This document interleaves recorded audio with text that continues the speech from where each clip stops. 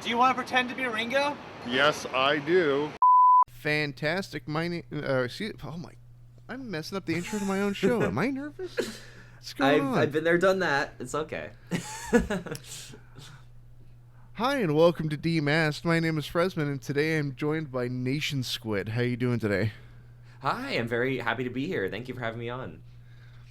So I was actually recommended your channel by the previous guests on the show, the Misery Machine.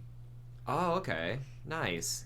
Yeah, I've definitely I've talked to him before. He's a nice guy, and yeah, that's interesting. What'd you guys? I'm curious how my name came up in that. that's interesting because I think we do pretty different topics, right? So interesting. Well, it's how do we word it? I've started doing this thing that after recordings, I'll try to gauge what the current guest watches on their recommendations for YouTube channels. Yeah, nice. And so your name was first out of the gate. Oh, I'm flattered. Yeah, no, he's definitely really cool. I've talked to him with many times. He's helped me out with a lot of my content in the past, and yeah, no, that definitely makes sense. So because we've talked quite a bit, but cool, yeah. Now I have a question about your most recent video, the one from today, or technically last night. Or I guess last night, technically, right? Yeah. Now, would you currently say would you recommend not Ubuntu, not Mint, and I know there's a couple other different distros out there. Would you recommend basic Linux to somebody?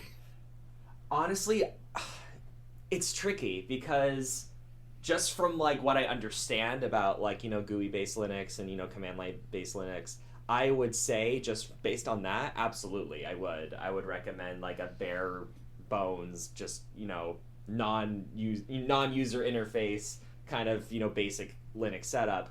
Having said that, I'm also very not tech savvy in that realm. I am not someone who's well versed in using command lines and coding and all of that.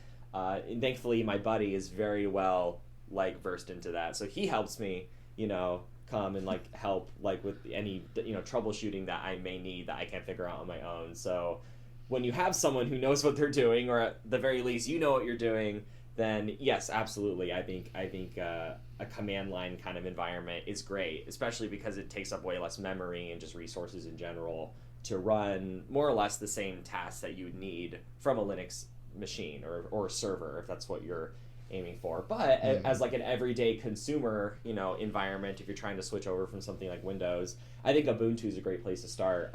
As I mentioned, I think in my last video, Ubuntu is interesting because it kind of has the likeness of a Mac and Mac and Windows kind of environment sort of mixed together. So you kind of get the best of both worlds in terms of interface and familiarity, which I think is really good. So fun fact, a couple of years back, I used to work for Amazon, and I know that seems off topic, but I swear it's going to wrap back around. No, yeah. So me and my coworker, so I repair electronics in my spare time, but my main operating system of choice is whatever the current Windows is. But I'll usually use that current Windows right up until support ends. I only I'm switched the same over way. to Yeah. I only switched over to Windows 11 what 2-3 weeks ago. Me too. So I understand that. I totally understand that. But the thing me and one of my coworkers were theorizing is that they would cut corners and costs more specifically when it came to the user level, not so much the factory level.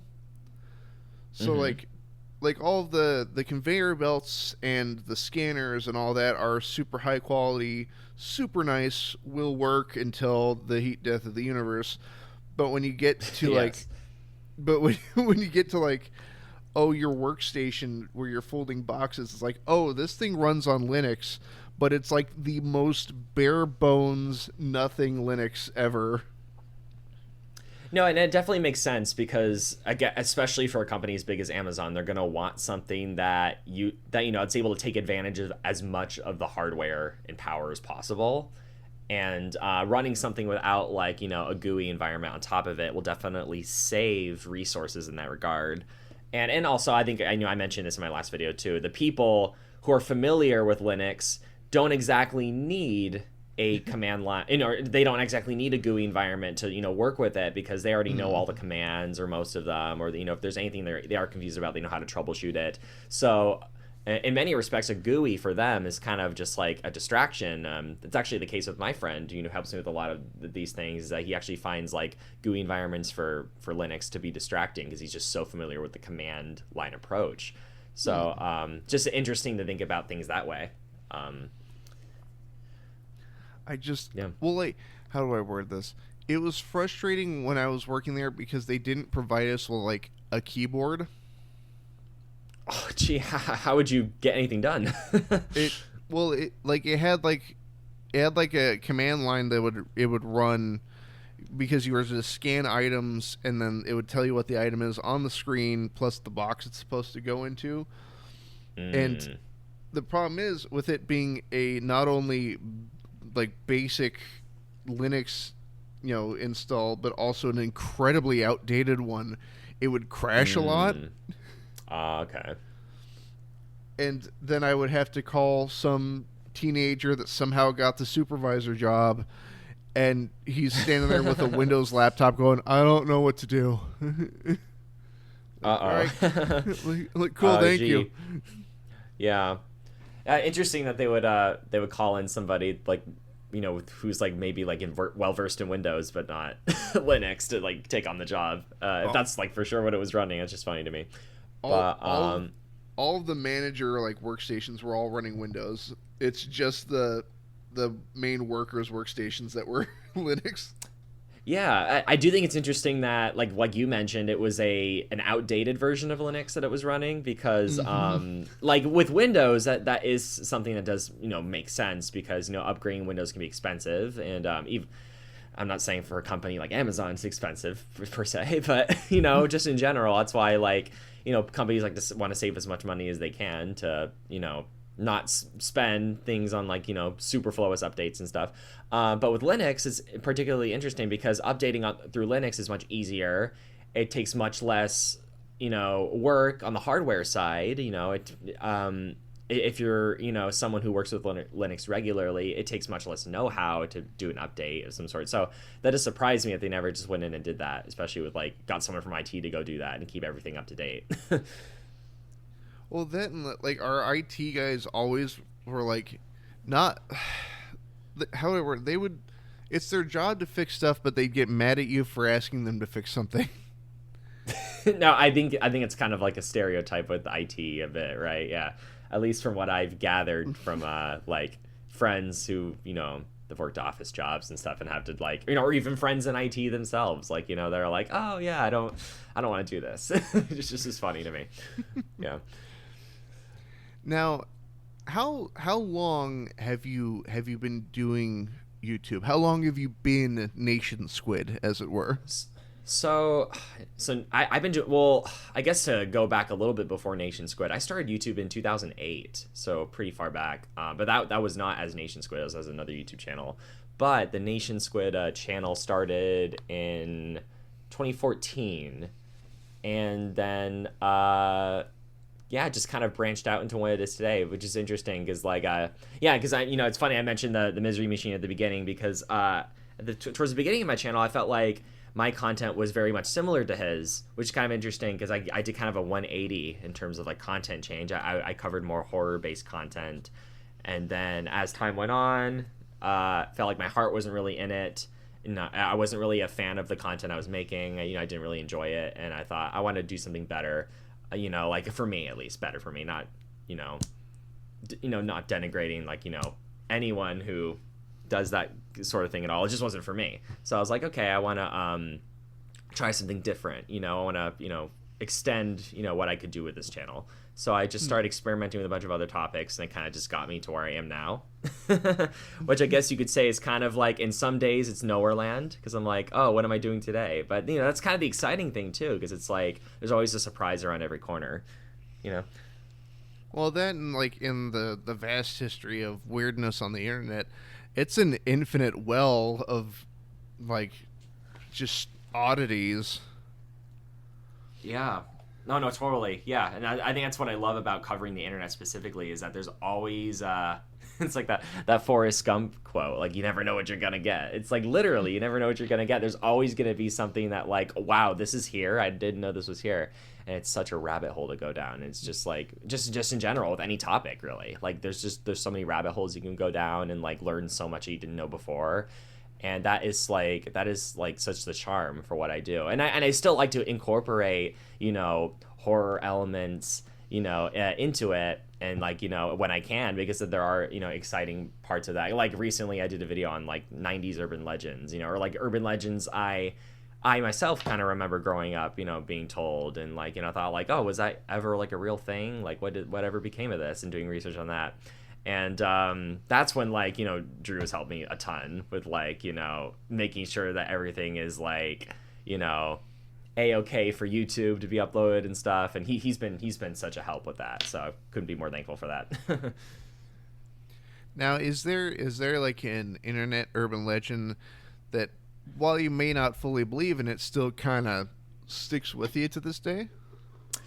That's a good question. There's a few. I guess, funnily enough, the ones that come to mind are the ones that I covered in that 90s urban legend video I did, a few months back. The first one that I really grew up with, was the Wizard of Oz, the hanging munchkin thing. I don't know if you're familiar with that, but that was definitely, because I loved the Wizard of Oz growing up. I watched that all the time as a kid. It was one of my favorite movies as a kid. And, I remember, like, when I first learned about that, it was just so fascinating. I was like, what is this? And I remember, like, it was something I'd never noticed in the background, watching it growing up. And, like, when someone points it out, you're like, you know what? When I first saw it, I was like, that doesn't look like a person at all. Like, I was very confused.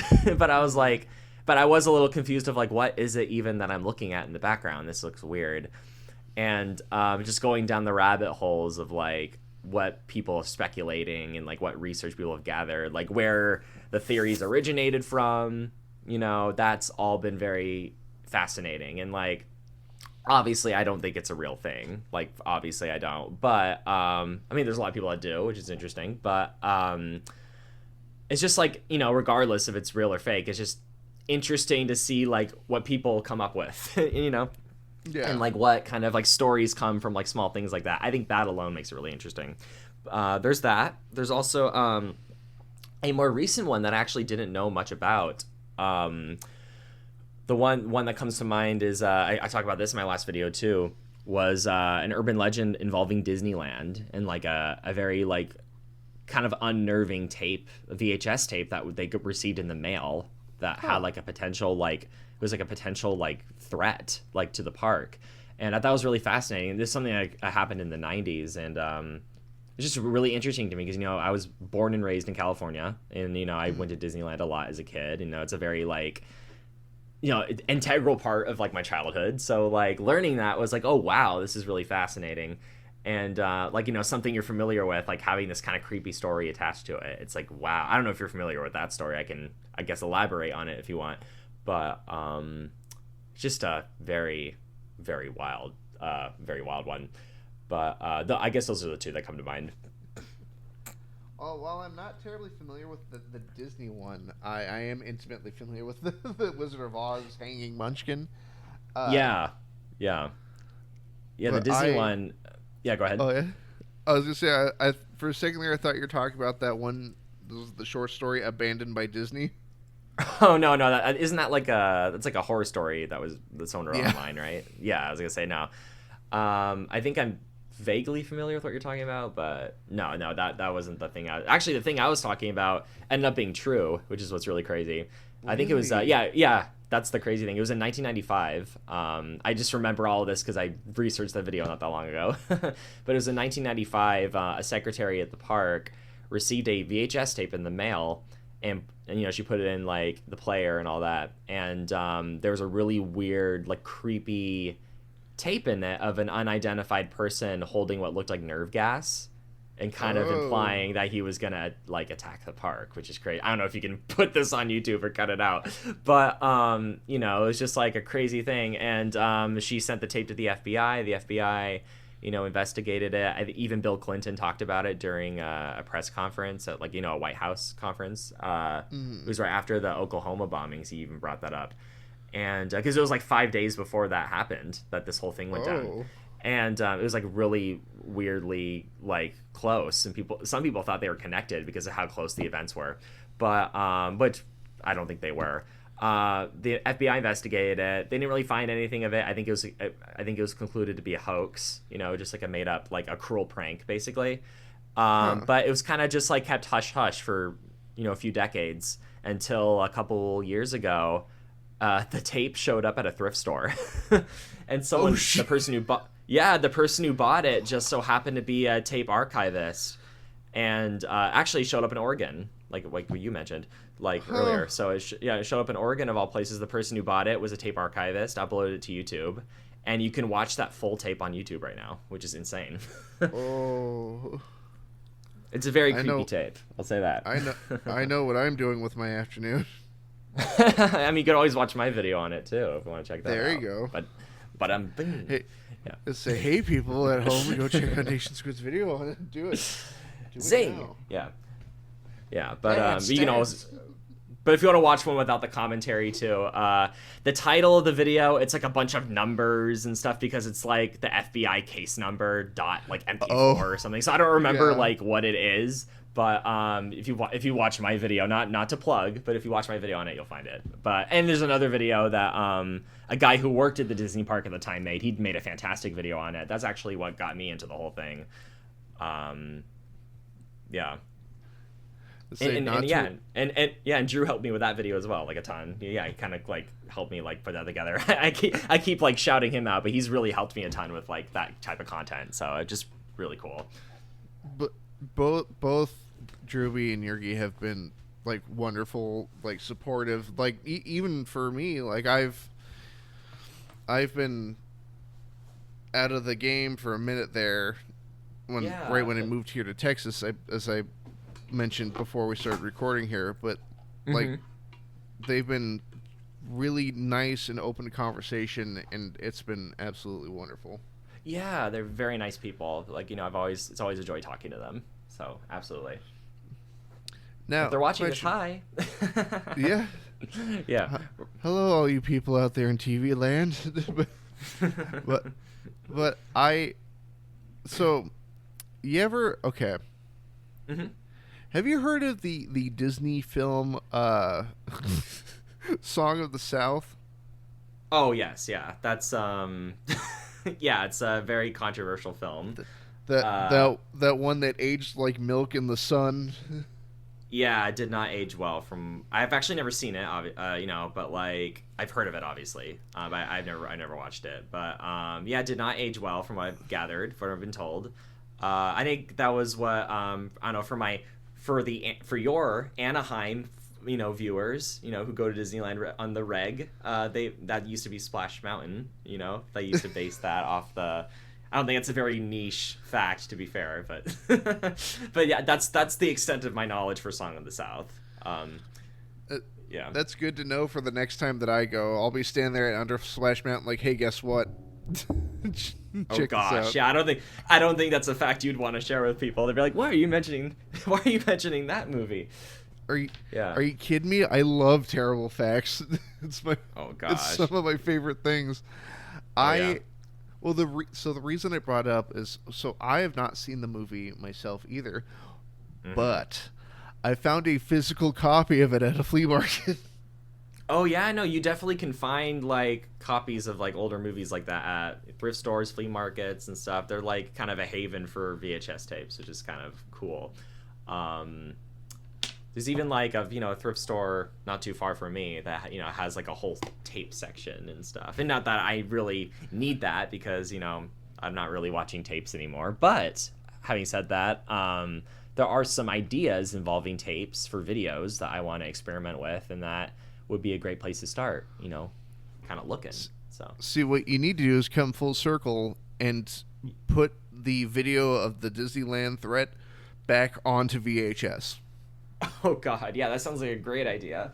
Yeah, I wouldn't get any calls from the police or anything. So, Jeez. so the thing about finding that physical copy of Song of the South, I love buying like stupid stuff. I don't know No, why same I here. do. No, same here. I'm the exact same way. And the reason I bring it up is we're in this giant flea market. It's a wonderful place I go to every couple weekends. But it's just like rows. They're not organized. It's just like stuff from somebody's house, and it's in like a big looks like a kind of a barnyard room, and behind the counter on the wall on a shelf is a VHS copy, but it's sitting like in its original packaging. And I turn to my partner and I go, "Honey, look at that." And we both go, "Oh no." And my reflex was to turn to them and go, "Should I get it?" Oh my gosh. Oh gee. And then Yeah. my partner goes, "Only if you burn it." Uh-oh. Yeah. No, I totally relate to the buying just random stuff, kind of thing. It's something I've I kind of started doing myself recently over the past few months. Well, I guess for me, it's like I've been trying to add some personality to my setup as much as I can, I guess, maybe to an extent. But a lot of it is just like, do I really need this? But it looks cool. That's like kind of my thing. Like, what are some things I bought? Yeah, just the other day, like Facebook Marketplace has been great for that. You find some really cool gems on there. You counter some interesting characters on there too, but you get some really cool stuff out of it sometimes. But just the other day on like a Facebook Marketplace, there was honestly, it was a really good deal. I was able to get this giant Beatles frame with like the Please Please Me album, and like it was like a silver vinyl, and it was hung on like a frame, and there was like these copied autographs on it and stuff, and like it was just, it's a gimmicky thing, but it was like, oh, it looked cool hanging up in my living room. So yeah, I got one of those. Another thing is like I've been buying a bunch of like Life magazines from like the 60s and 70s and been hanging those up in my studio. Just to kind of give it like a decor, that's like one thing. I have like a John Lennon poster for the 1-to-1, Madison Square Garden tour he did. I have that hanging up in my background. I have a bunch of stuff that I just like get that I like to put in there. So from what I can discern from not only your mention of the John Lennon poster, but your profile photo of Paul McCartney, I take it you might be a fan of the Beatles just a little bit. Just a little bit. Yeah, it's not like they, are the reason I kind of do what I do or anything. So, no, really? No. The Beatles are a huge inspiration for me. Definitely, if anyone, I'm their number one fan. Not to toot my own horn a little bit, but I love the Beatles very much. Everything I do, it's kind of done with them in mind. I think their whole work ethic and creative approach is just like something something never been seen before, in my opinion.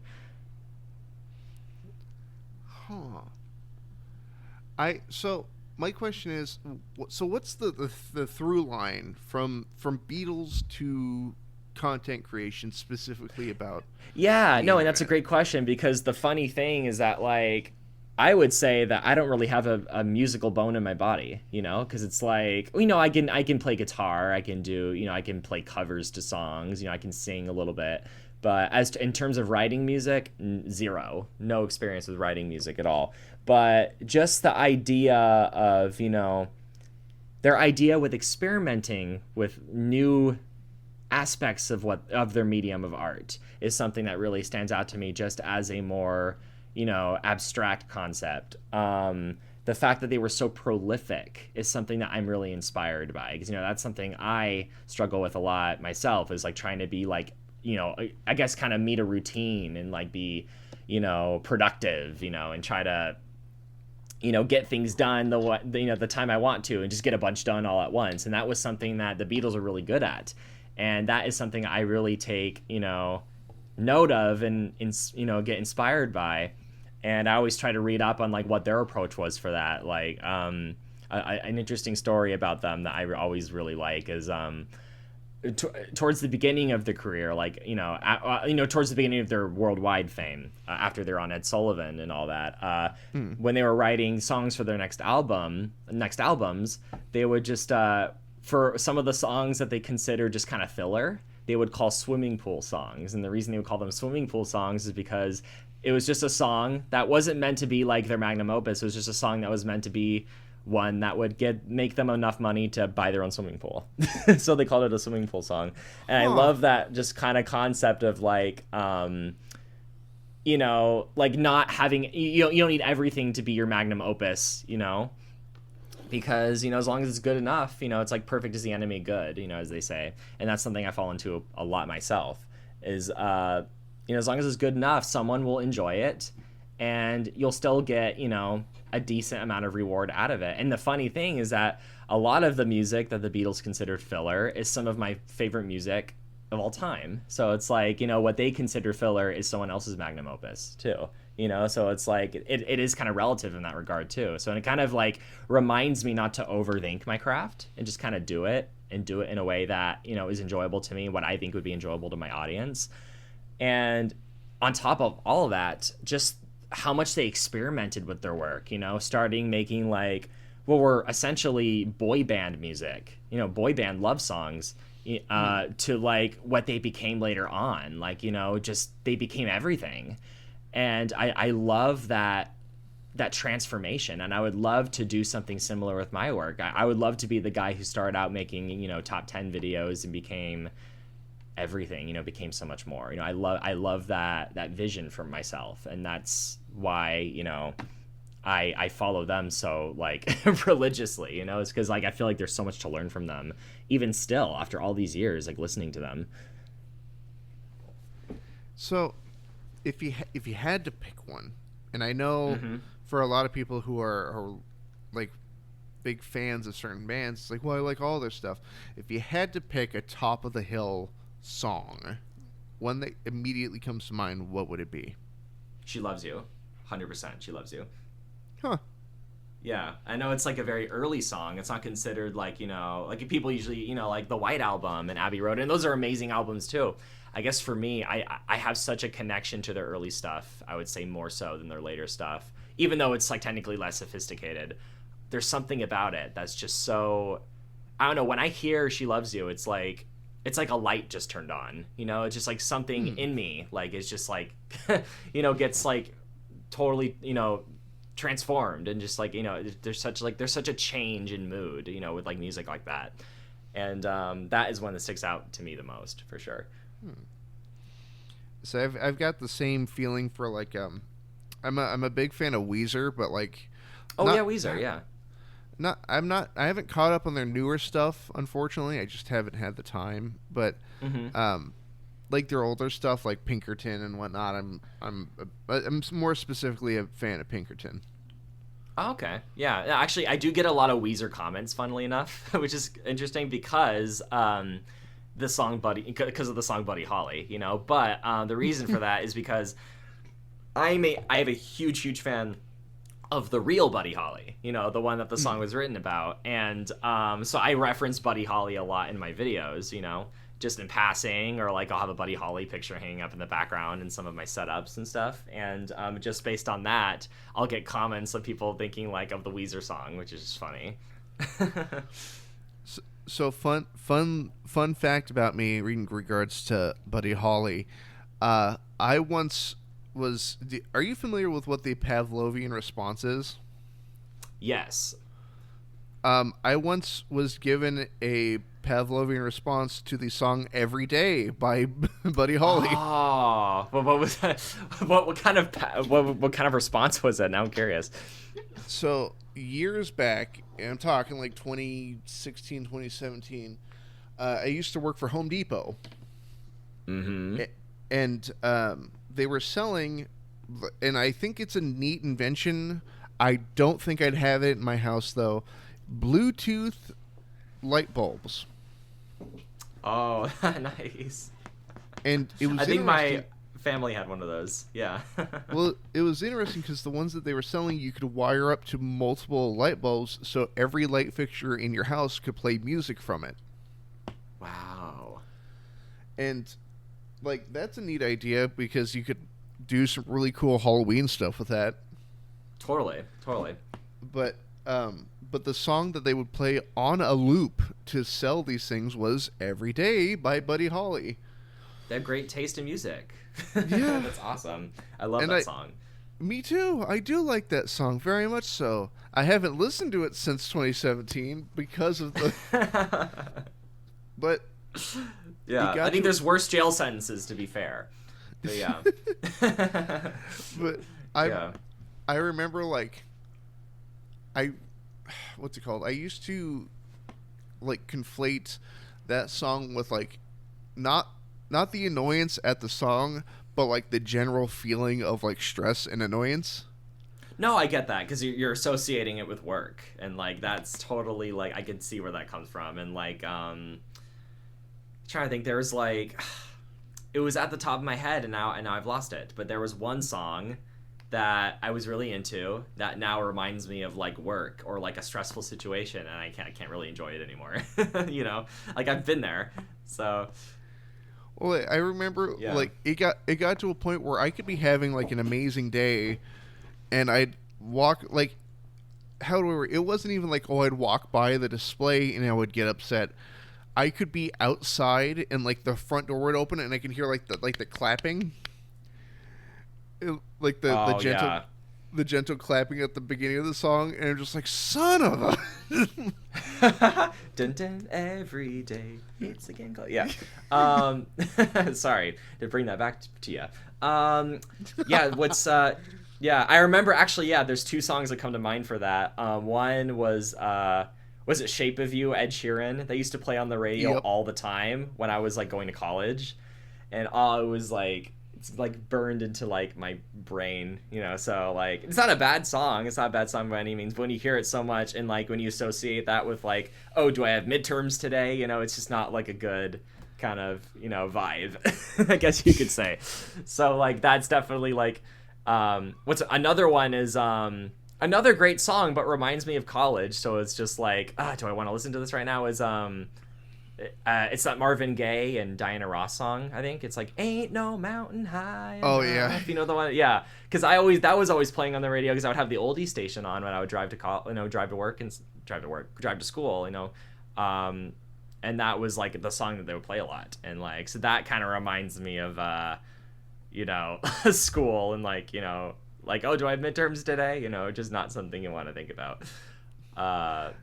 But yeah, those are like the two that come to mind for that. I used to work overnights at Walmart, and there's a small, I'd argue it's a small playlist of songs that I can't listen to anymore because I hated that job, and I would listen to those specific 5 or 6 songs to like kind of keep a rhythm so I could just get through the day. Mm-hmm. But unfortunately, have you ever heard of JoJo's Bizarre Adventure? Yes, it sounds. I mean, I know that name. I don't know the details of like all of it though. I just heard that name before. So they have like their own openings for each season. Like there's different different openings and whatnot. And so I would listen to a couple of those openings because they're very high energy, very, you know, beat driven, and very inspirational. But now I'm like, oh yeah, I can listen to this, and I'm sitting there like, I feel like I should be pushing shopping carts right now. I don't know why, but I feel like I should be out in a parking lot somewhere. No, I understand that. No, there's definitely like when you hear certain parts of a song, it like instantly takes you back to a certain memory. Like it's almost like you're there. Like you like some of those senses come back. It's very surreal. I've definitely experienced that before. Like I hear a song that I haven't heard in a really long time, and it's like, wow, it's like this just brought back memories I haven't had in years. You know, it's just that's definitely interesting. Have you ever had a song like you hear it a lot growing up, but nobody tells you what the song is or who the band playing it is, and then you discover it like way down the road? Oh, all the time. All the time. Happens all the time. What are some that come to mind? Granted, this was a song I discovered like way back. Like, so I've known about this song for a long time, but like growing up, like, very little, this song came out when I was like, a kid or whatever, and I was very little. So like just from that, I wasn't going out of my way to know what it was. Franz Ferdinand, Take Me Out. Do you know that song? Oh yeah. A great song. I love that song. But I didn't know the name of it for years until I was like in middle school. Then I found it on YouTube. I was like, oh, it's that song, and then I got back into it. There's so many other ones that are like that. I'm trying to think of. They don't come to mind. For me, the biggest one was, have you ever heard of the band Cake? I think so. Like Go in the Distance. He's going. I'm sure if you played it, I would know what it is. Like literally. So, like one of those things. There's a song that they made that is very catchy, and I highly recommend to not only you but anybody within the sound of my voice. The song of theirs called "Never There." And it has a really good like bass line to it. Am I boring you, NationSquid? No, I actually I do enjoy bass lines like in music actually, so I can get into that in a minute. But for years I could remember the bass line, but none of the lyrics. Like I could remember the melody, and there was like this summer where my dad's like, I'm gonna put on some music, and the second so I have what's known as an eidetic memory, or I guess technically a photographic memory, but it's more specifically for like sounds and patterns. And so I'm standing there, and the bass line starts up, and I'm just like, oh, and just every like memory I've had of hearing that song like in my car seat as a little kid, I'm just like, yeah. I think I mean I do enjoy alternative rock, so I'm sure it's something I would like, and I'm sure I've probably heard it before, like honestly going back to the whole thing. What's another song, Sex and Candy by Marcy Playground. That's one I was like, oh, it's that song, that's a great song. Is that hold on, is that the one that played on the radio? Who's lounging in my chair? Yeah, that one, The one that you could hear from a radio really far away, and you're like, oh, yep. Yeah. Yeah, the song I know how to play on guitar a little bit too. So, or I did. I probably forgot a little bit of it, but I used to know that song on guitar. Little chestnut there. Is guitar your preferred instrument? Yes, I would definitely say so. Yeah, guitar. I would love to do piano if I just got better at it. But granted, I don't practice it that much. But guitar is the one I'm most familiar with. I've fallen so hard out of practice. I have 3 electric guitars, but the problem is they are all back in Oregon. Oh yeah, no, I mean I relate to that. I mean, there's some guitars that I finally got reconnected with after being in storage for like 10 years, like, or some are even longer than that. So I totally understand that. Like I have a going back to Paul McCartney, I have a Hofner bass that I got in 2008, and I finally reconnected with that. Now it's just hanging up in my my living room. So got that in there. I have a signed guitar, and it's sitting at my mom's house, unfortunately, right now. Signed by Brian Bell, the lead guitarist of Weezer. Oh wow! Oh, that's really cool. Nice. Yeah, I have a Tom Petty signed guitar, but I don't know where it is. Yeah, which is like my dad. Because my dad, part of his job, he interviewed a lot of like celebrities and stuff. He did like radio, and that's kind of where I get this from a little bit probably. And I don't know if he ever interviewed Tom Petty. I had to double check with my family, but I do have a Tom Petty guitar, or at least I did. It's probably at my mom's house or something. I don't know, but it's definitely not where I'm at now. But it's like I never sold it or anything. I'm waiting. I'm waiting for like a hard left turn, like in my father's name, Howard Stern. Like, Howard Stern, no, gosh, I mean, like, I would probably be living in like a castle right now if I was Howard Stern's kid. You know, to be fair. Are you telling me you're not in a palatial mansion right now? I wish I was. I wouldn't. I mean, you know, I probably wouldn't need to do as much work as I do now, you know, if I was. So I kid. I know. I do enjoy doing YouTube regardless, you know. I know I was doing this before I, you know, ever was like making any kind of money. So it is part of kind of like who I am to an extent. You know, I just love creating. If I ever got like crazy people rich, I don't think I'd go for the mansion. I don't think I would. Mm-hmm. I think I'd go for something even crazier. I think I would buy a building. Oh yeah, like what kind of building? Like a apartment complex, an office building? Like what would you have in mind? An old office building, and then change very little about it. Like okay. keep the carpets, keep the cubicles, but then just like I want it to be presented almost like a dream. Like you go to one floor and there's just like a living room set up in the middle of this floor. So you just want your own personal liminal space, basically, like that kind of thing. I want to haunt my own building. Yeah. Okay. Interesting. That's an interesting goal to have. Yeah, I like that. I guess for me, yeah, I guess like a very much like an eccentric rich people thing I would want is like I would love to have a bowling alley in my house. A bowling alley and a home theater. Would you put both in the same room? I think that would be too loud because you'd hear the bins crash, the bowling pins crashing while you're trying to watch like Pulp Fiction. That might be like kind of not the best vibe. But I would like to have both at least, like maybe separate rooms, maybe near each other. Be kind of like a man cave kind of setup, more like a man house because that's like a very big kind of setup. But or go for the insane like rich people setup of like you have them both in the same room, but there's like soundproof bulletproof glass separating. I guess you could do that. You could always do that too. I never considered that actually. Yeah, that's actually very true. That'd be a very interesting kind of setup actually. Yeah. Yeah, there's always that. What else?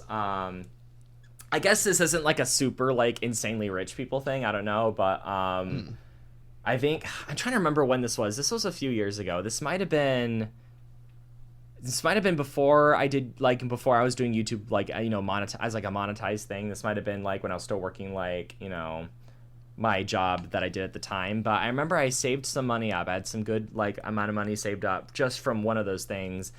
And I almost impulse bought an autograph from Richie Valens. It was a real autograph because I'm a huge Richie Valens fan too.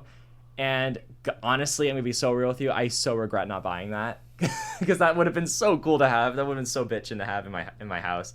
But that was something I was very close to getting. And, there are some Buddy Holly autographs, authentic ones that I'm looking at right now that I'm thinking of maybe getting. That could be really cool. So I guess like not like not like a super super rich people thing, not like a bowling alley or anything, but like something that like maybe like I want to invest a little bit of like into some like art and culture. I don't know, like this would be something to like want to like buy for myself. I don't know. So now question, so yeah, for a very real second I misheard you when you said Richie Valens. I thought you said Frankie Valli. Oh, I like Frankie Valli too, but no, Richie Valens. He was Isn't that La Bamba? Very famous. Yeah, La Bamba. Yeah, very famous Chicano rock star from the 50s. He actually died on the same plane as Buddy Holly did. Jeez. Yeah, because I don't know if you know the story of Buddy Holly. He died in a plane crash. He was on that plane when that happened too. It was a very tragic story. He was 17, which is very tragic. He was very young. But he was like he was very influential for his age. He only had an 8-month career. And that's going back to the whole Beatles thing, just like studying like how did these people accomplish all these incredible things and like all this amount of time and just kind of learning what they did. And like Buddy Holly's like that too, because even Buddy Holly, you know, right before he died, he started experimenting in the studio too, like, and not really focusing on like touring as much, you know. I mean, like, obviously he was touring, he died during a tour, but there was a period where he was focusing on like exclusively in studio like recording as well, which was like, gosh, that was 8 years before the Beatles ever thought of doing that, you know? And like, which is incredible to think about, like how ahead of his time Buddy Holly was. And he was also insanely prolific with like the amount of records he made. And like, I think of Richie Valens, you know, he only had an 8-month long career and we're still talking about him all these years later. Like literally there's the Richie Valens freeway that not too far from my house, you know, like there's like, he's still influencing people today, which I think they're making another biopic on him right now. They're doing a reboot, which is like he's just such an influential person, and like his career was so short lived. I find that so inspiring, and yeah, there's just so much to learn from those kind of people.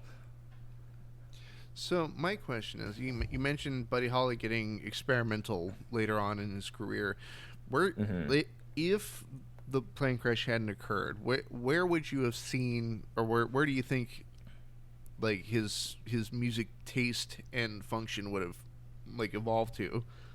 I think he would have been in the same ballpark as like Bob Dylan. I would say Bob Dylan, or like that same level of experimenting, but also that same level of fame, I would say too. I mean, Buddy Holly is still very famous, but I don't think like, an everyday person's probably, under the age of 30 is probably not going to know immediately off the top of their head who Buddy Holly is, but they'll know who Bob Dylan is, I think had that plane crash not occurred, that probably would have, that's just my speculation. I could be totally wrong about that, but I think he probably would have seen that kind of level of fame just because of the kind of music he was working on at the time that he never got to really fully produce.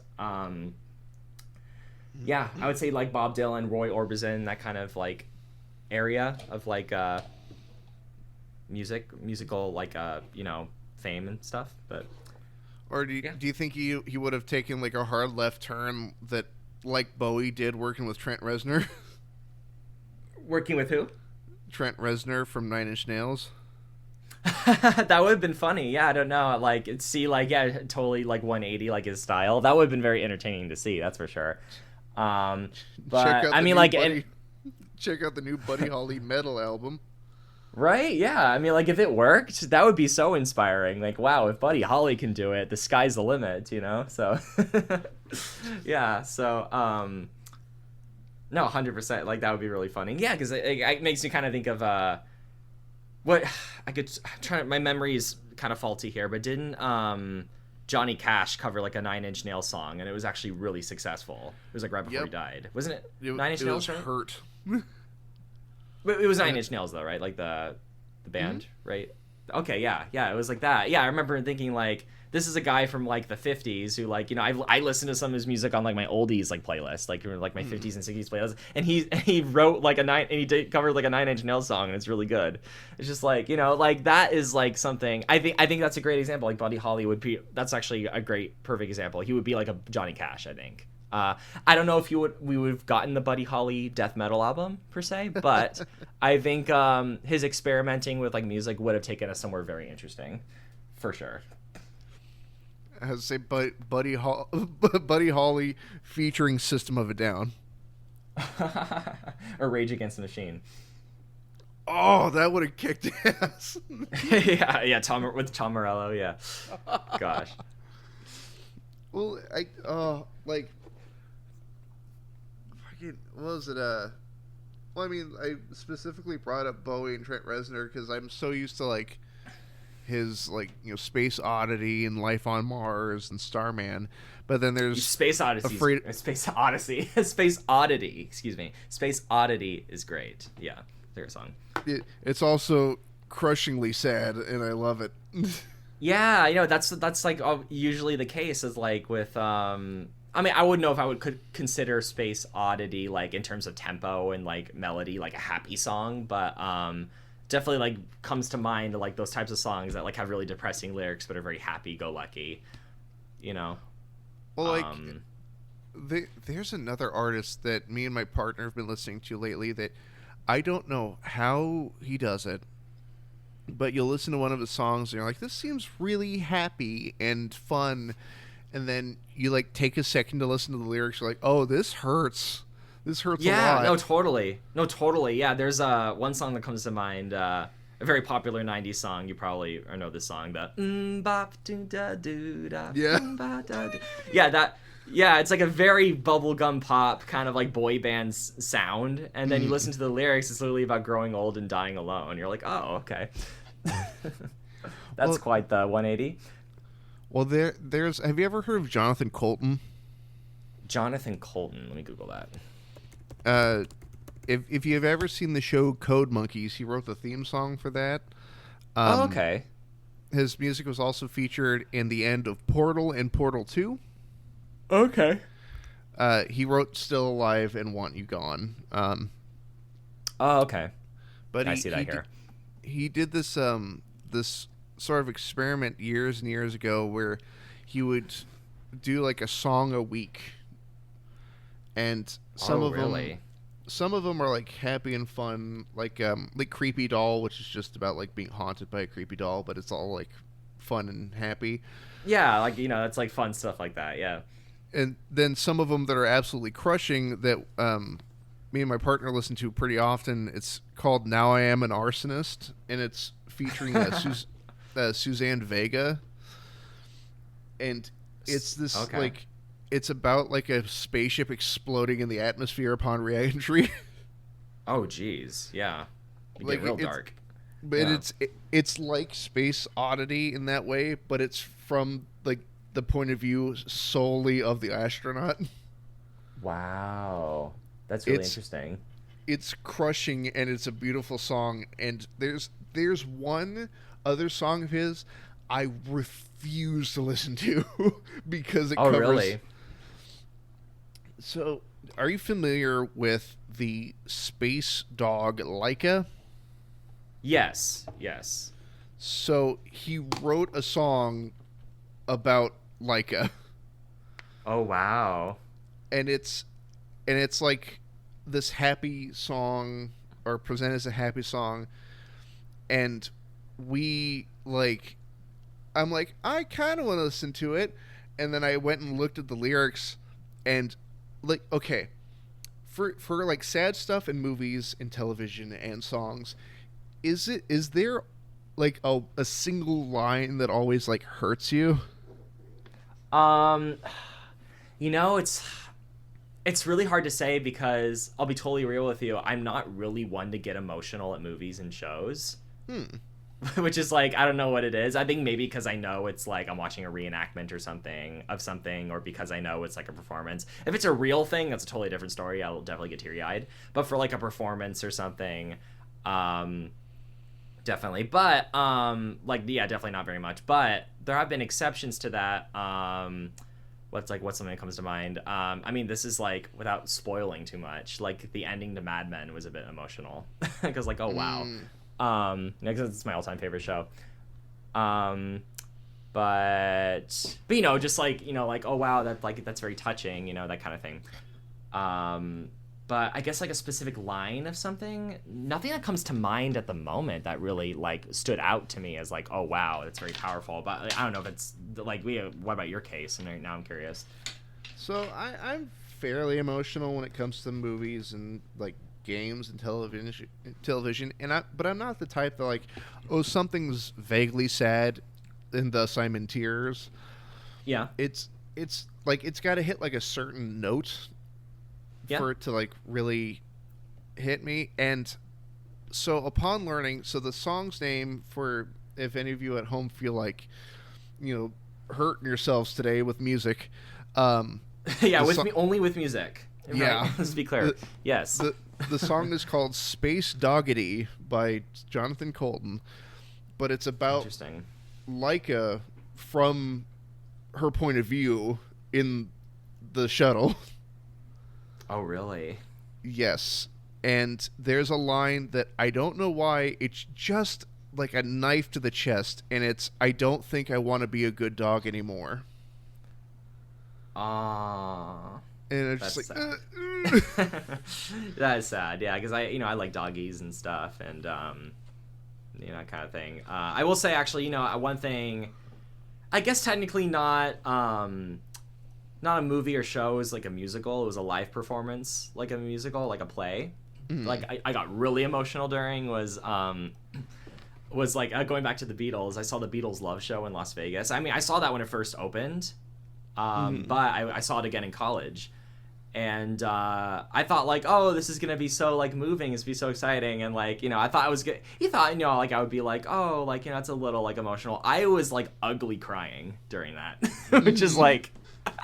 Because I don't know, like it was just so good. It was so well done, and like the music was so well mixed and stuff. And like my friend was like next to me, and I could tell she's like, "Is he okay?" I'm like, "No, this is so good."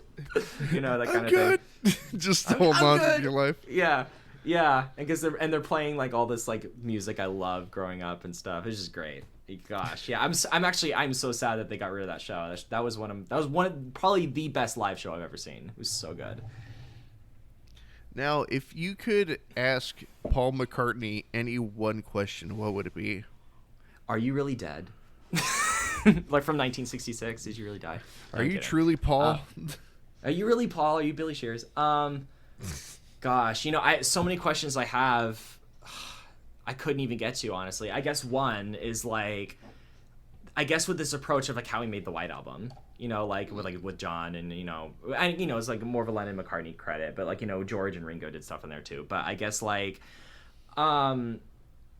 particularly with Revolution 9, like how him and John, like I think it was him and John that worked on it. I know John at least worked on it, but I don't know how much Paul was involved in that. I would just love to know how that came to be, how the idea for Revolution 9 came to be. That's one of, in a weird way, because it's not really music, it's just like noise. That is one of my favorite Beatles songs, just because of like, talk about range, going from I Want to Hold Your Hand to making whatever the hell that was. I think that alone is just so inspiring for me to like, that is like another reminder the sky's the limit in terms of creation.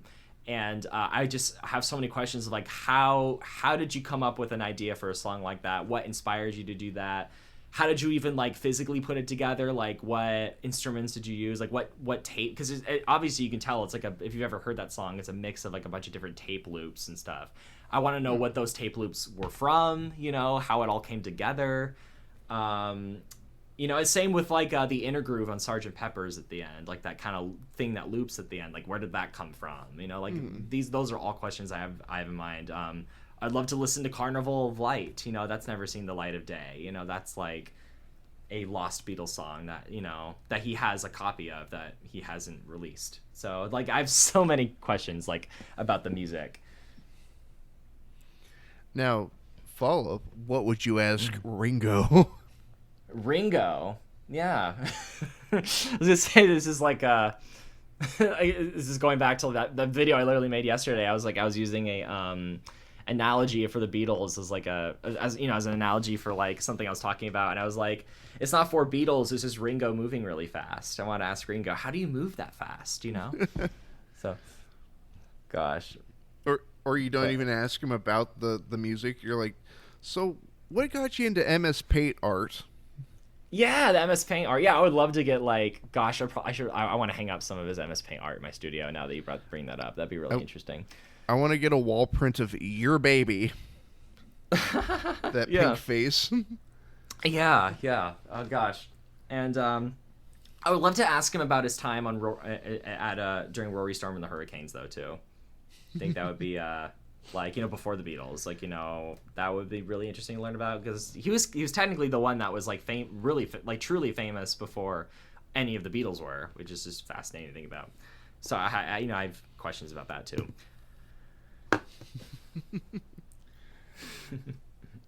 And then I guess it depends on your opinion of them. But as I say, what would you say to Yoko Ono? Yoko, honestly, I will say Yoko, I think, gets a harder rap than she deserves. And I think that's kind of a hot take on my end. There are things that Yoko did that I wish she hadn't done, that I think she could have been better about, just to put it lightly. There are, things that I think were wrong that she did. Having said that, she's not the reason the Beatles broke up. And I think the people who say that, I think it's a very kind of superficial understanding of what was really going on. And I think that's why what I love about the Get Back session so much is that it brought so much of that really into light of like, it was not Yoko that broke up the Beatles, it was the Beatles that broke up the Beatles. And you know, I'm not saying Yoko helped, because she didn't, you know, like, you know, but that's that. But I don't think she wasn't like, you know, this, you know, mastermind that was trying to pull them apart either, which is like kind of what like is painted, you know, because like the Beatles were already kind of burned out long before any of that was like becoming a problem. And especially when you look in the history, you look at like, you know, John's bigger than Jesus comment he made, or like, you know, the death of Brian Epstein and all of that, you know, you kind of see it all, you know, kind of coming together as like, you know, oh, this is like going to be something that like we want to like branch out from, you know, like, you know, from the Beatles perspective. So I think, you know, if I did meet Yoko Ono, I would be starstruck 100%. I would be like, oh my gosh, this is Yoko freaking Ono. Like, you know, and I would have like all these questions too. So I think she's a very interesting artist in terms of like the avant-garde kind of like realm of music. And I think that's probably like, you know, I think she knows what she's doing with that, to be fair. Like, you know, like you've probably seen those videos of her just screaming into a microphone. I think she knows what she's doing. She knows that, like, she knows she's getting, like, a reaction out of people, and that is, in of itself, the artwork, you know? And I think that is kind of, like, an interesting, like, thing to think about. You know, that is kind of, like, what John was doing, like, you know, at some points of his career, you know, with some of his music, too. So it's, like, it's kind of, like, mirroring that, or, like, you know, an extension of that, because they were married, you know? So, because it, like the way you described, you know, Yoko Ono's screaming, like wanting to get a reaction out of people, I have this image in my head of it functioning almost like what's his name, like Captain Beefheart. Captain Beefheart? Yeah, making what you want to make solely for your own enjoyment, but also wanting to see what people will react to. Yeah, no, totally. And I think, you know, it kind of reminds me of, mentioned Captain Beefheart, like a kind of, I mean, and maybe it's kind of loosely related, but remind me of like, I guess sort of avant-garde music, but also not, is like Tiny Tim. Is like, Tiny Tim I wouldn't consider like, my dad actually interviewed Tiny Tim right before he died, interestingly. But Tiny Tim was interesting is that like, yeah, I wouldn't consider it avant-garde, because there's definitely like, a melody to it, and like there's a song to it, but it's definitely like novelty music in a way, and like you can tell that Tiny Tim himself is the act. He's part of the act. He's part of the artwork, and like his entire stage presence is meant to get a reaction out of somebody, just because like of his eccentricities and stuff. He did play into that, so I think there is kind of like, you know, there is a connection there with that. See that. So I recently tried to, speaking of like stage presence and whatnot, I recently tried to interview one of my favorite comedians of all time, but like I will say like they turned me down, which is fine, but they did it in like the classiest way. They weren't a jerk about it. They weren't like, you know, whatever kid, you know, get lost. Yeah. But it was the comedian Emo Phillips. Are you familiar? I'm not sure. Have you ever seen UHF? UHF. I would Google that. Probably not. With Weird Al Yankovic. Oh yeah, I mean I've like heard of it. I've seen like that cover. Like I've seen that cover before, but I haven't seen the movie. But I've seen that like that picture before. Yeah. Highly recommended. Emo Phillips is in it, but he has this very distinct way of speaking that's very, like, I wouldn't call it up-talking, like you hear nowadays. It sounds like you're asking a question always, but it's got this, you know, very high tilt and all this. But I think I've seen him before and stuff. Yeah. He's fascinating, and I so badly want to like sit and talk with him, and I totally get why he doesn't do interviews, because I think it would like ruin that sort of odd mystique that he's gained. But the curiosity is killing me.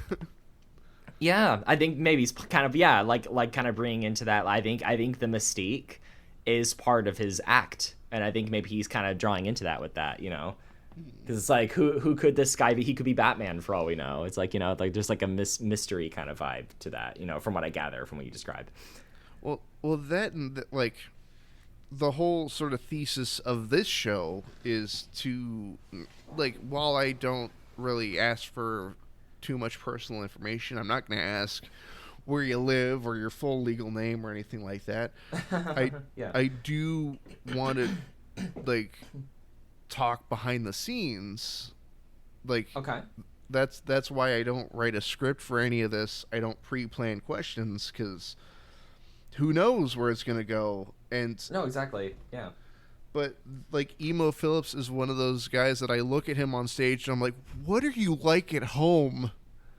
What does No, I that look understand like? that. Yeah.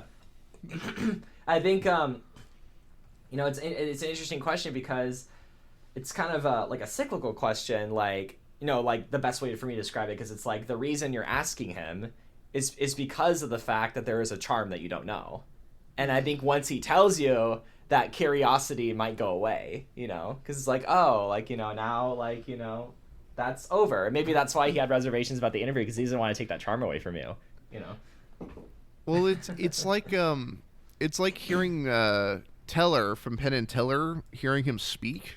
Yes. Like, it, to me, it hasn't ruined the mystique. It's garnered a larger question of, like, how long have you had to go without talking just to keep the bit going? Right? Yeah, it's an interesting exercise. And I remember my gosh, I was talking to my dad years ago about this, but he mentioned I don't remember who he was talking about. I think he was just talking about like just celebrities in general. There's like a collective group of celebrities that like they will do an exercise where if they're celebrities that live alone, or like, I don't know, or they don't, they will just spend like at least one day not talking at all, like just like completely silent for a full 24 hours. And I guess it's like an exercise they do to clear their heads and be more calm and composed. I'm like, that's really interesting, because I don't think I've ever gone a full day without yapping my mouth for like 20 minutes, so it's just like, that's something I should probably look into. It's not that hard, I can tell you from experience. Yeah. That's true. I've had days where it's been like the opposite of like, oh yeah, I haven't said a word in like a day and a half. Wow. Yeah, even for me, it's definitely trickier, because like even then, like I'm one of those people that thinks out loud. Like when I'm brainstorming, or like when I'm like working on something, I kind of narrate what I'm doing, just because like I can't keep my thoughts in my head, because just I'm a loud thinker, as they say. And like my friend, like, if I have a friend over, they'll be like, are you like what are you doing? I'm like, oh, I'm sorry, I'm thinking out loud. Like, they're like, are you talking to somebody? I'm like, no, I'm just thinking out loud. Just like trying to like, work on a video, or like, trying to clean my studio or something. I'm like, oh, this has got to go here, and I got to put this here, and like, how am I going to do this? I'm like fully narrating this out loud, and they're like, what is going on? So yeah, definitely a talker. That's for sure. See, whenever I talk to myself, it's never in like the first person, nor is it in the third person. It's like, where did Fresman leave this? It's, where the hell did you leave it? Oh yeah, no, Where I'm are definitely your a first keys? person. I'm definitely a first person talker, where I'm like, what am I doing? Like, that's the one I'll say a lot. Like if I'm stressed out, I'm like, what the hell am I doing? So it's like my inner monologue is maybe a little self-deprecating, more than it should be. I'm trying to work on that. Got to be kinder to myself. But that's definitely part of it. That's for sure. I just use like insults from like the 50s. Yeah, me too. I'm like, I'm so glad you mentioned that, because like, I don't know if you ever watched Leave It to Beaver, which I think it's a question that's never been asked on this channel before, but that is a like literally, like, I've like, that's a show I would have on, even still occasionally have it on as like background noise while I'm working. Just, I don't know, it's a show I grew up with. And like literally, like, it was the other day, I don't even remember what I did, but I messed something up. I don't know if it was like a camera setup, or like, I think it was my battery I think it was the battery on my camera like burned out or something that wasn't working. I was like, you really goofed it up this time. I said that out loud, alone in my apartment. So I, that was like, I just inner monologue. I want you to know that I use shoot, shucks, and darn and golly unironically. I do use darn, and I do use probably use shucks here and there. Gee whiz, I do say gee whiz. Yeah. Or Judas Gee, Priest. That's one. Like, right. Gee willikers. What's up? Gee willikers. Yeah. Yeah. So it's like, yeah, there's just so much fun to like get from there. Or like, or if I'm in a really good mood, I'll be like, oh, it is swell. I'll do that. So Yeah, me too. yeah, I know. I call things groovy. Oh, that's groovy, and people are like, what? It's just it is groovy. All is groovy. I use that for like personal feelings. Like I'm feeling pretty groovy. Yeah, no, that too. Yeah, I think groovy has a very specific definition for it too. So my partner actually made fun of me right when we first met each other, because I went for like the overly polite route, because I wasn't sure how well they would take to like me cursing, because I do curse pretty fairly often, but like that whole first date, I'm like, well, golly, do you want to go over and look at the thrift store across the street? Like, I love that. Well, shucks, Yeah. my shoelace is untied. And at one point, they just go, why are you talking like that? I'm like what? What's going on? Yeah. Gosh, I'm trying to remember. There was something I said the other day, and my friend was just like dying. I'm trying to remember. Oh gosh, it's totally escaping me. If it comes back to me, I'll remember. But it was just like, I definitely, play. I think I do kind of play into it a little bit too, because I know my friends get a crack out of it. But yeah. There was one that I've unfortunately co-opted from the 60s Luke Cage comic books, Sweet Christmas. Oh my gosh, now I'm going to add that to my vernacular. Thank you. Sweet Christmas. Thank you. But I usually use it in like times of exasperation. Hey, this thing's broken. Can you fix it? Sweet Christmas. Thank you. Now I have a new thing to add to my vernacular. So that's great. I'll be listening to your newer videos and see if that shows up. Or Jiminy Cricket is one. That's kind of a less common one. But Good golly, Miss Molly. Oh, I was just gonna say that. Literally at the same time as you. Like our brains like connected at that moment. That is so funny. Good golly, Miss Molly. Gosh, there's some golly gee. I think I already said that. Or one is, I'll say like if I'm like using an example for something, I don't like using people's like real names as an example. So I'll be like, if Mary Sue over here wants to go to the grocery store and she's with Betty Jane and she's doing that, like I'll do that. That's like one. Yeah. My dad invented these ones when I was a kid, which I don't know why it cracks me up to this day, and I will occasionally use it. So you know how there's Jesus, and then there's Sweet Jesus for like shock, and but he'll add stuff like Sweet Tap Dancing Jesus, or I like Sweet Tap Dancing Jesus. Okay. Or one that we started to put together. Another one that you would use is Sweet Boneless Jesus. Sweet boneless Jesus. Jeez. Okay. And then at some point it became both at the same time. It's Sweet Boneless Tap Dancing Jesus. Wow, how are you tap dancing if you ain't got no bones? I just imagine like a marionette just kind of. Yeah, I guess if you're God, you can do anything. So yeah. But but like I like Jesus, Mary, and Joseph. Very blasphemous, but like that is one that I like. If I stub my toe, you're like Jesus, Mary, and Joseph. But what kills me is when my dad does the sweet tap dancing Jesus. He'll be like overly dramatic, so it's just Sweet Tap Dancing Jesus. I love that. Yeah, just putting so much anger and like passion into it. Yeah, or Hell's Bells, like Hell's Bells. That's a great one. There's one that I don't know where I started using it or how or where I picked it up from, but it's putting shoot, shucks, and darn. And like that's the whole sentence. So it's like, hey, we got to get this figured out, but we only have like 5 minutes. Well, shoot, shucks, and darn. I like that. That's a good one. Shoot, shucks, and darn. What else? Christ on a cracker. A little blasphemous, but Christ on I like cracker. that. I like that. Yeah. I don't know. That's just what I don't know what it means. I'm hoping it's nothing bad, but it's just like I heard that in like somewhere, and I'm like, that is a hell of an injection or whatever. It's just like, or interjection. Sorry. Gosh, I need my coffee. Yeah. It's just so many of these. So there was a phrase that my dad introduced me to that I was not aware came from a movie, not how do I word it? Came from a movie, but an outtake that is in the movie, like a blooper. Yeah. And I can't remember. I think it was like The Odd Couple, or it was a movie from way back in the day. But it's a shorter actor looking at a taller actor and saying, "Look at you, you're like a baby gorilla." Oh my gosh.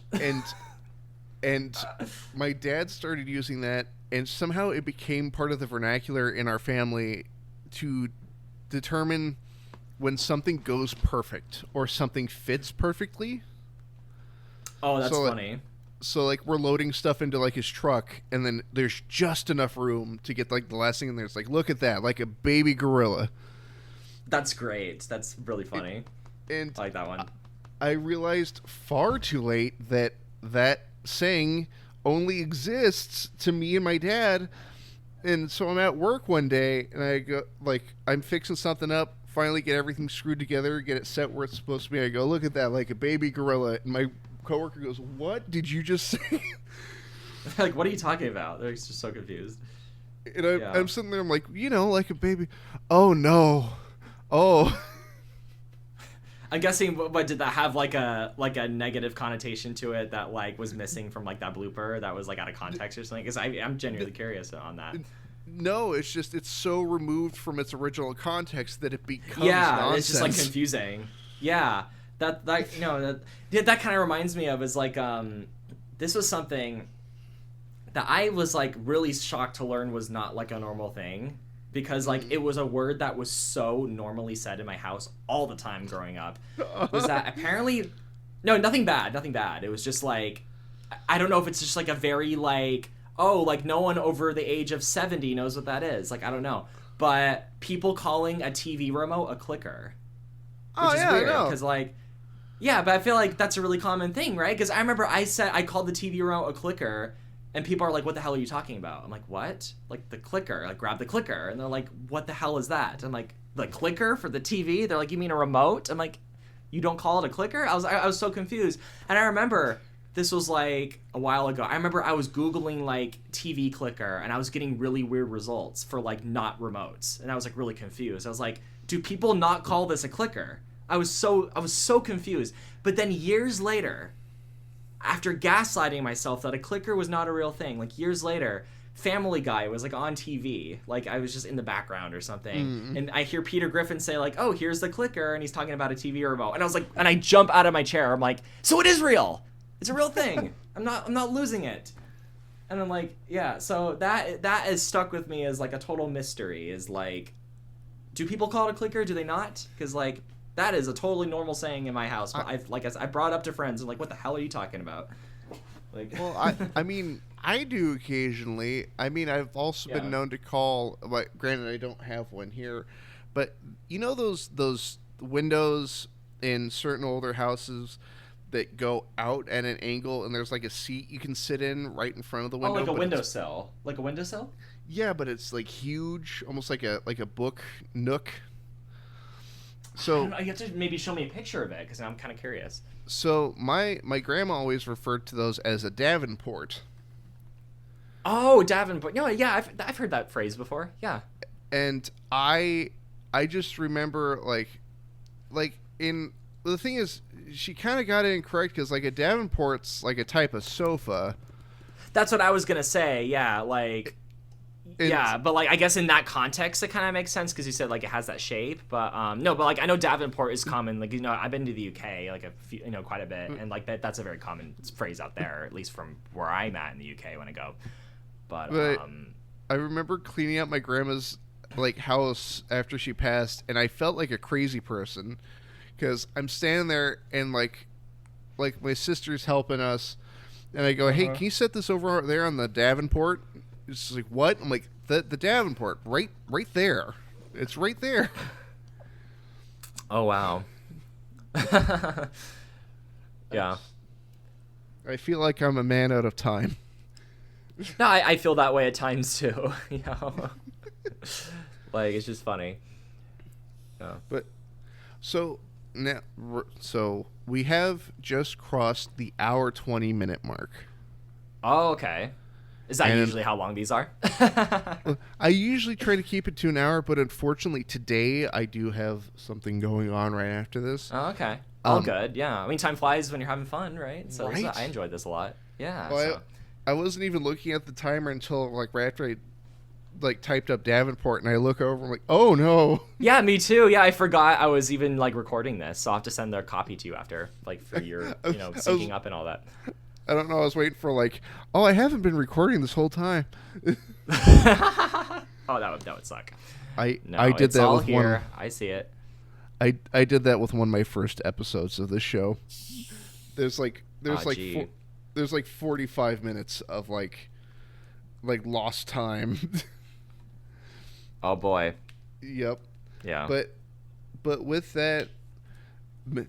NationSquid will have to wrap this. We will have to wrap this up. I do have two questions to close us out, though. Of course. First one, do you have a video on your channel that you're particularly fond of that we can put in the description of this here video so people can see it? I guess my favorite video I've ever made is called, going back to the Beatles, is called When All Crime Stopped for 1 Hour. I'm so proud of it. It's even featured on the front page of my channel. So if we want to add that in there, I think it's my best video. I think the storytelling on it is some of the best I've ever done. That was a very moving and emotional video for me. Like if you want to talk about like things that make me emotional, it was very personal. Mm-hmm. And yeah, that's a great one. Yeah, because I actually do talk about a piece of media from that actually did make me very emotional when I watched it. It was an episode of The Wonder Years, weirdly enough. So out of all things. But just like such a random show, But I do talk about that in that video if you want to learn more about that. Nice. Yeah. Your other question? And my second question is a question I ask every guest on the show. Would you be open to coming back as a return guest? Sure. Why not? This is very fun. I enjoyed this a lot. Absolutely not. No. Fuck you. I'm kidding. I can't swear on here. I'm sorry. Yeah. Oh no, you can swear on here. Okay. Fuck it. I'm kidding. I very rarely swear. Yeah. Yeah, what the fuck was this all for? No, I'm kidding. I very rarely, if ever, swear on my channel, so that's a little piece of me that you're not gonna probably ever get on my channel. So you heard it here, folks. You heard it here first. Yeah. Well, actually, there was one blooper I put on my Twitter like several internet centuries ago where I was like, "Fuck." Because I messed up a line, Mm-mm. But yeah, I gotta keep at a minimum though, or the novelty's gonna wear off. So you gotta do the PG-13 rating. You can only use one. Yeah. I think the worst I've said on my channel is shit. That's like the worst. But we do not fear the censor here, so. Good. Yeah. All right. As long as the monetization is okay with that, then I'm sound. Oh, that's another one. I'm sound as a pound. That's another phrase I like to say. I'm sound as a pound. Austin Powers. Yeah, Austin Powers. Yep. That one. Oh gosh, I've seen those movies. No joke, probably 1,000 times. I love Austin Powers. Same here. I grew up on that. I have the first 20 minutes of the second movie memorized. It's how many times I've watched it. Yeah. But with that, thank you so much, NationSquid, for coming on. This has been an absolute blast. and Of I course, can't wait I to really enjoy this. I can't wait to have you back on. Like I'd Yeah. love to like pick your brain more on the Beatles here at a later Oh, of date. course. Yeah, I'm actually in the works. I've been saying it for a long time. I'm actually in the works of working on a Beatles channel. I've said that for a while, but I'm actually started on a script, and I've actually gotten a lot into the script. So the odds of that coming out are actually very soon. So, yeah, I'll be fully in my. Hopefully, next time we talk, I'll be fully in my Beatles kind of zen, and like can do all I can to talk about it. I mean, like I'm never getting bored of the Beatles. You can ask me anything, but So, but yeah, no, I really enjoyed this. Yeah, just you shoot me a text or whatever, and yeah, whenever you want me to come back on again, this is really fun. I'd be happy to. Absolutely. And party people at home, please check out NationSquid's channel. Links will be in the description below, not only for the channel, but for the video we mentioned before. And with that, party people, this has been Demasked. My name is Fresman, and I'll see all of you next time. Thank you very much.